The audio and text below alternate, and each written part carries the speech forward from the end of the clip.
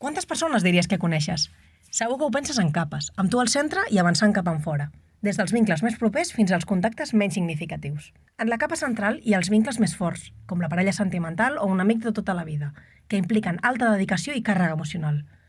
Algunes investigacions indiquen que només tenim uns 3 vincles forts, mentre que altres estudis en definicions més àmplies calculen que tenim fins a 16 relacions de confiança. El nombre creix a mesura que considerem relacions menys profundes com els simples coneguts. El nombre total de contactes varia segons com el comptem. Comptant els contactes de l'agenda de telèfon són uns 50. Si comptem els contactes a xarxes socials, com Facebook o Twitter, s'eleven entre 200 i 400. Càlculs basats en el nombre de persones conegudes dins d'una subpoblació, per exemple, persones que es diuen Toni, donen xifres encara més grans, entre 400 i 600.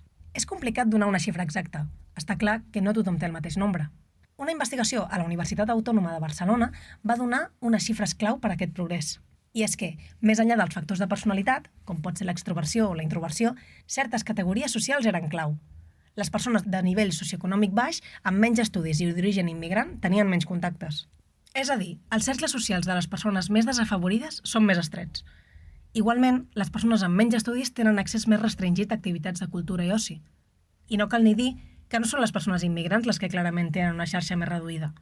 La dificultat idiomàtica, la distància cultural i la discriminació amb què topen dificulten poder construir una xarxa àmplia. Som éssers socials que necessitem els uns als altres. Necessitem afecte, suport i l'ajuda d'altres persones.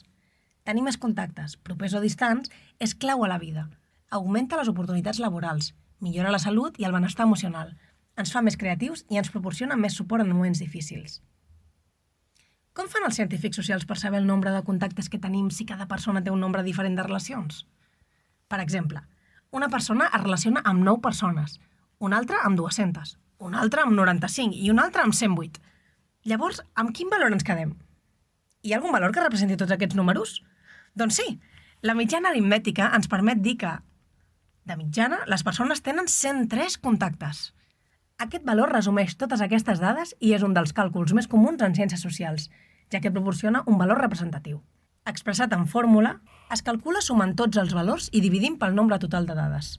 En el nostre exemple, sumem els nombres de contactes de cada persona i dividim aquesta suma pel nombre total de persones, que és 4. Observa si multipliquem la mitjana, 103, pel nombre de persones, 4. Obtenim el total de contactes, 103 per 4 igual a 412. Així, la mitjana no només té en compte totes les dades, sinó que és el valor que millor la representa. I té moltes propietats que la fan superútil.